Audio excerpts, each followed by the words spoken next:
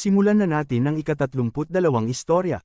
Pumunta tayo pabalik sa labas ng nasusunog na mansyon ng pamilya ng mga Thailand, kung saan makikita natin ang pagsugod ng mga sundalo ng pamilya ng Brescia sa kanilang pasukan. At dahil sa kaguluhan at pagkasira ng mansyon ng mga Thailand, si Count Brescia ay makikitang tumatawa, kung saan nasambit nito na tingnan ni Sofia ang mga nangyayari. At habang si Count Brescia ay nakaupo sa itaas ng plataporma at napapalibutan ng kanyang mga sundalo sa harap ng mansyon ni Thailand. Dagdag pa nito kay Sofia, ito na ang katapusan ng taong nakialam sa iyo, ang katapusan ng nakakasuklam na si Rov Thailand.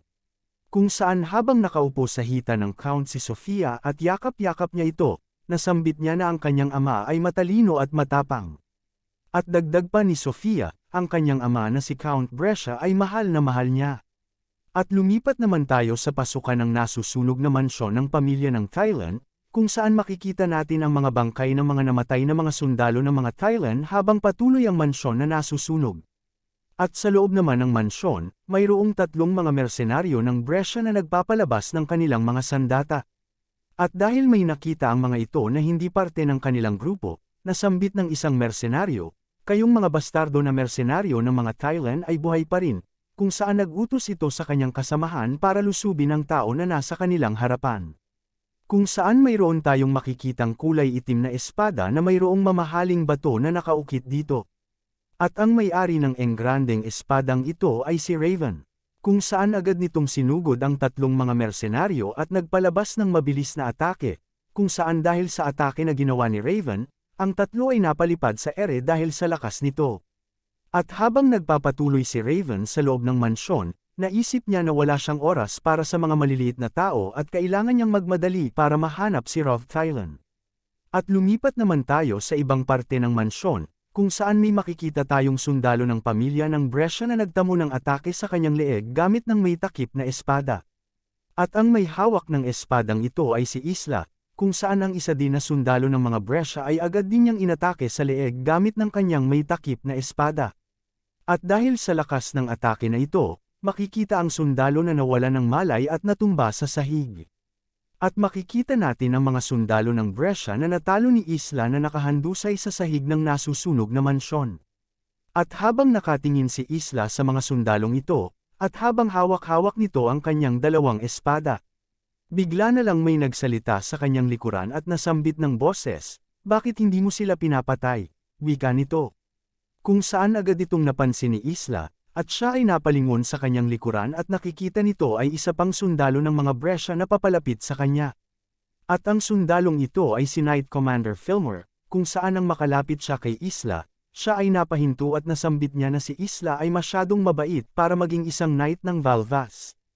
At habang ang dalawa ay nakatayo, dahil namumukhaan siya ni Isla, nasambit ni Isla, "Ikaw ang tao na yun noong dati." At napaisip si Isla na siya ay ang Knight Commander na kanyang nakaharap sa bayan ng Elma. Subalit napatitig si Isla kay Fillmore dahil napansin niya na mayroong kakaiba sa kanya. At pagkalipas ng ilang sandali, iniangat ni Isla ang kanyang mga sandata malapit sa kanyang bibig. At isa-isa nitong kinuha ang mga takip ng kanyang espada gamit ng kanyang ngipin. At nang tuluyan niya itong makuha sa takip. At dahil napansin ni Isla na hindi ito ang tao na kanyang nakaharap ng dati, natanong nito si Fillmore, "Ikaw, sino ka?" Kung saan ang dalawa ay nagpalabas ng kanilang mga tindig para sa paghahanda ng pag-aatake. At dahil sa nagaganap, si Fillmore ay napangiti, kung saan makikita natin ang mga pangil na lumalabas sa mga ngipin nito. At pumunta naman tayo sa ibang parte ng mansyon, kung saan mayroon tayong makikitang kulay asul na mga bakas ng aura. Ito ay dahil sa aura na ipinapalabas ni Sol sa kanyang espada, kung saan agad nitong hiniwa ang nakita niyang kalaban na demonyong lobo. At matapos ni Sol na mahiwa ang demonyo, labis ang pagtataka nito dahil sa kanyang nakikita sa kanyang harapan. Ito ay dahil kahit na napugutan na ng ulo ang demonyong lobo sa kanyang ginawang pag-atake, ito pa rin ay patuloy na nabubuhay at patuloy pa rin na gumagalaw. At lumipat naman tayo sa ibang parte ng mansyon, kung saan mayroong nakahigang demonyong lobo at nanginginig ang mga paa nito. Nang agad itong hiniwa ni Jody sa leeg gamit ng kanyang espada. At malapit naman sa kanya ay si Skyla at Gus, kung saan ang mga ito din ay nakikipaglaban sa ibang mga demonyong lobo. At dahil sa paglabas ng mga demonyong ito, natanong ni Skyla kung bakit mayroong mga demonyo sa loob ng mansyon. At nasambit naman ni Gus na ang mga demonyong ito ay hindi namamatay kahit pa naputol na ang kanilang mga leeg. At dahil natatagalan at nahihirapan ang grupo sa pagsugpo sa mga demonyo, nasambit ni Jody na hayaan na lang nila ang mga ito at hanapin na lang nila kaagad si Rov Tylan. Kung saan ang grupo ng mga mersenaryo ay agad din na tumakbo sa hagdan papunta sa ikalawang palapag ng mansyon. At lumipat ulit tayo sa ibang parte ng mansyon, kung saan mayroon tayong makikitang pugot na ulo ng demonyong lobo sa sahig. At kahit na ang ulo na ito ay naliligo sa kanyang dugo at nasusunog, ito rin ay patuloy na nabubuhay. At ito ay napansin ni Raven, kung saan habang tinititigan ito ang nagliliwanag na marka sa noo ng demonyo. Napaisip siya na ang mga demonyo ay patuloy na kumikilos kahit pa ang mga leeg ng mga ito ay naputol, at napaisip din siya sa biglaang pag-atake ng pamilya ng Brescia. Kung saan dahil dito, nasambit niya sa kanyang isipan na ito ay tulad ng kanyang inaasahan, kung saan nakakasigurado siya na mayroong tao sa likod ng kaganapang ito. At habang patuloy na nakatayo si Raven sa nasusunog na mansyon sa kanyang kinatatayuan sa ibaba ng hagdan, bigla na lang may umagaw sa pansin nito. Kung saan nasambit ng lalaki, ikaw ay malakas para sa isang mersenaryo. Kung saan dahil sa narinig na pamilyar na boses ni Raven, siya ay natigilan sa kanyang kinatatayuan at nanlaki ang kanyang mga mata dahil sa pagkabigla. At habang pababa ang lalaking ito sa hagdan hawak-hawak ng kanyang magic staff, nasambit nito na para ito na hindi man lang nasaktan sa mga atake ng mga zombie, si Raven ay malakas. Kung saan dahil sa boses na ito, naalala ni Raven ang mga huling pangyayari sa nakaraan niyang buhay. Kung saan habang siya ay nasa lupa at patuloy na sinisipa, sinabihan siya ng parehong boses na ito na siya ay nakakaawa dahil mamamatay lang siya dito nang hindi nakukuha ang kanyang kalayaan. At habang si Raven ay nasa lupa, hinawakan siya nito sa kanyang buhok at nasambit nito na ang lahat ay parte lamang ng plano ng isang tao. At pagkalipas ng ilang sandali ay inatake nito si Raven gamit ng kanyang sandata, kung saan dahil sa atake ay nahiwa ang ulo ni Raven at tumalsik ang kanyang mga dugo. At bumalik tayo sa kasalukuyan, kung saan habang pababa ang lalaking ito sa harap ni Raven, nasambit ng lalaki habang hawak-hawak nito ang kanyang sandata at magic staff, ako mismo ang haharap sa iyo para sa kapakanan ng aming engrandeng plano. Kung saan dahil sa paglabas ng lalaking ito, napasigaw si Eren sa galit ng kanyang pangalan. Baltay, pasigaw na wika ni Raven nang may matinding galit sa kanyang mukha. At makikita natin ang paghaharap ni Baltay at Raven, kung saan si Baltay ay nakatayo sa itaas ng hagdan habang hawak-hawak nito ang kanyang mga sandata na palakol at magic staff. At si Raven naman ay nasa unang palapag ng nasusunog na mansyon. Kung saan makikita din natin ang ngiti sa mukha ni Baltay habang nakaharap ito kay Raven. At ang matinding galit naman sa mukha ni Raven habang ito ay nakaharap kay Baltay. At lumipat naman tayo pabalik kay Isla at Fillmore, kung saan ang dalawa ay patuloy na nakikipagbakbakan sa ikalawang palapag sa nasusunog na mansyon. At makikita natin na nagpalabas ng atake si Fillmore gamit ng kanyang espada papunta kay Isla. Subalit agad din naman itong hinarang ni Isla gamit din ang kanyang espada. At habang nagbabanggaan ang kanilang mga sandata, bigla na lang itong inilihis ni Isla kung saan naitulak nito ang espada ni Fillmore papunta sa sahig. At dahil sa ginawa ni Isla, masayang nasambit ni Fillmore na si Isla ay isang sutil na bata. Kung saan agad din iniangat ni Fillmore ang kanyang espada. At dahil dito, naitulak niya pabalik ang kamay ni Isla. Subalit kahit pa naitulak nito si Isla, nagawang mahiwa ni Isla ang tagiliran ni Fillmore gamit ng kanyang isa pang sandata, ngunit nasambit ni Fillmore na ito ay mababaw. At agad din na hinarang ni Fillmore ang sandata ni Isla, kung saan pagkatapos nito ay agad na muling nagpakawala ng atake si Fillmore papunta kay Isla. Kung saan habang si Fillmore ay umaatake, nasambit nito kay Isla na siluhin niya ang kanyang atake. Subalit nagawa itong maiwasan ni Isla ng bahagya, kung saan ang atake na ito ay dumaan malapit sa kanyang ulo. At makikita natin ang pagyuko ni Isla ng patalikod para maiwasan ang ginawang pag-atake ni Fillmore. At habang iniiwasan ni Isla ang atake ni Fillmore, inapak nito ng malakas ang kanyang paa sa sahig para kumuha ng buwelo. Kung saan agad din siya na bumawi ng atake gamit ng kanyang espada ng pasaksak kay Fillmore. Ngunit ito ay nagawang maiwasan ni Fillmore sa pamamagitan din ng pagyuko. Pero agad din na nagpakawala si Isla ng kasunod na atake, subalit ito din ay nagawang maharang ni Fillmore. At habang patuloy na hinaharang ni Fillmore ang isang espada ni Isla, bigla na lang si Isla na umikot sa kanyang tagiliran, at pagkatapos nito, si Isla ay nagpakawala ng atake papunta sa tiyan ni Fillmore kung saan ito ay nahiwa at tumalsik ang mga dugo. At kahit pa na ganoon, kumuha pa din si Isla ng buwelo at tumalon ng napakataas at muling inatake si Fillmore. Kung saan sa atake na ito na ginawa ni Isla, nahiwa ang leeg ni Fillmore. At dahil sa pagkahiwa ng leeg ni Fillmore, sumirit ang napakaraming dugo sa kanyang sugat. At kahit na nahiwa na ni Isla ang leeg ni Fillmore, makikita natin na hawak-hawak pa din ni Fillmore ang kanyang espada ng mahigpit. Kung saan pagkalipas lang ng ilang sandali ay ginamit niya ito para saksakin si Isla sa kanyang balikat. At ito ay ikinagulat naman ni Isla.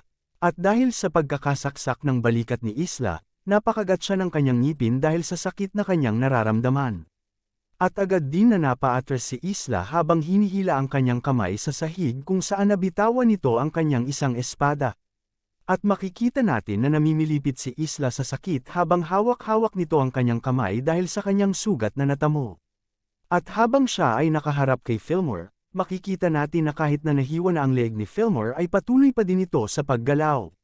Kung saan pagkalipas ng ilang sandali ay hinawakan ni Fillmore ang kanyang ulo. At agad niya itong ibinalik sa dating posisyon noong hindi pa ito nahihiwa ni Isla.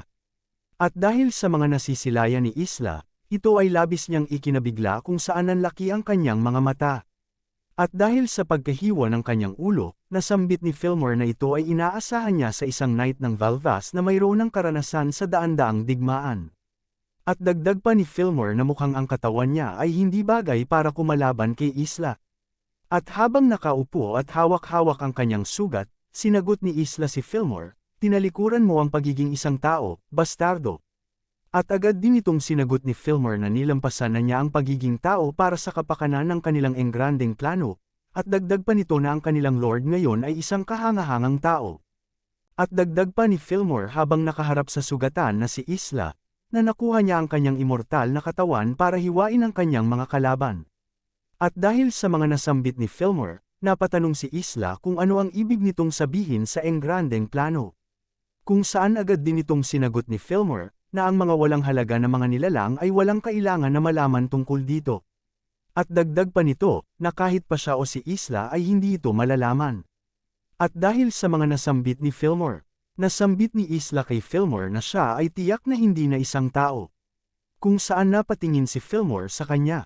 At dagdag pa ni Isla ng may pang-iinis na mukha, na si Fillmore ngayon ay isang puppet na lamang. Kung saan dahil sa kanyang sinabi, si Fillmore ay napatitig sa kanya. At pagkalipas ng ilang sandali, si Fillmore ay sumugod ng nagagalit at sumugod din si Isla papunta sa kanya kahit na ang ginagamit na lang nito ay ang kanyang isang kamay. At pumunta tayo pabalik sa hagdan sa loob ng nasusunog na mansyon ng pamilya ng mga Tylan. Kung saan makikita naman natin si Raven at si Baltay na nakikipagbakbakan sa isa't isa, kung saan ngayon ang sandata ng dalawa ay nagbabanggaan. At habang magkadikit ang sandata ng dalawa, nilipat ni Baltay ang pagkahawak sa kanyang palakol para ito ay makawala at agad na umatake kay Raven. Subalit, nagawa pa din itong harangin ni Raven sa pamamagitan ng pagpapalabas din ng atake pabalik kay Baltay. At habang nagpapatuloy ang kanilang pagpapalabas ng atake sa isa't isa, natanong ni Baltay kay Raven kung paano niya nalaman ang kanyang pangalan. At kung saan sila nagkatagpo. At natanong din ito kung siya ba ay ganoon kasikat kung bakit niya ito nakilala. At habang patuloy pa din ang dalawa sa pakikipagbakbakan, sinagot naman siya ni Raven na hindi niya ito kailangan na sagutin. Ito ay dahil si Baltay ay mamamatay din naman ngayon dito. Kung saan agad na sumugod si Raven at nagpalabas ng malakas na atake. Subalit, nanlaki ang mga mata ni Raven dahil hindi niya inaasahan na maiiwasan ito ni Baltay ng ganoon lamang kadali. At dahil sa hindi tumama na atake ni Raven, ang kanyang likuran ay naging bukas para sa atake kung saan nasambit ni Baltay, "Ikaw ay bukas, sutil na bata." Kung saan habang nakatalikod si Raven, agad na tumalon si Baltay at nagpakawala ng malakas na atake gamit ng kanyang sandatang palakol. Subalit labis itong nabigla, ito ay dahil nagawang maharang ni Raven ang kanyang atake. At habang nagbabanggaan ang kanilang mga sandata, Napatanong si Baltay sa kanyang isipan kung nagawa lang ba ni Raven na pigilan ang kanyang war axe gamit lamang ng kanyang isang kamay. At makikita natin ngayon si Raven na nagpapalabas ng kulay pula na Dragon Aura, kung saan ang mga mata nito ay naging kulay pula at mayroong lumalabas na kulay pulang pakpak na aura sa gilid ng kanyang mga mata. At dahil sa biglang pagpapalabas ng kapangyarihan ni Raven, mapapansin ang biglang pagbabago nito. Kung saan gamit ng kanyang isang kamay, naitulak niya pabalik si Baltay, kung saan ito ay tumalsik papalayo. At nang makalapag si Baltay sa sahig, makikita ang namumulang aura na pumapalibot kay Raven. Kung saan nanlaki ang mga mata ni Baltay sa kanyang nakikita sa kanyang harapan. Ito ay dahil ang namumulang aura ni Raven, ngayon ay naghuhugis ng isang dragon. Kung saan ang dragon na aura na ito ay napasigaw sa galit. At dahil sa pagsigaw ng aura ito ay naramdaman ni Baltay at napatanong siya sa kanyang isipan kung ito ba ay isang dragon aura. At nang mapagtanto ito ni Baltay, pagkalipas ng ilang sandali, siya ay napangiti. Kung saan habang patuloy na nagpapalabas si Raven ng kanyang pulang dragon aura, nasambit ni Baltay na siya ay interesado dito. At dagdag pa nito na ito ay isang bagay na sulit na daktin. At habang dinidilaan ni Baltay ang kanyang daliri, nasambit niya na ang dugo ng pagiging Demon Corp sa loob niya ay kumukulo. Kung saan dahil sa mga nasambit nito, makikita natin ang matinding pagngiti ni Raven habang patuloy na pinapalabas ang kanyang namumulang dragon aura.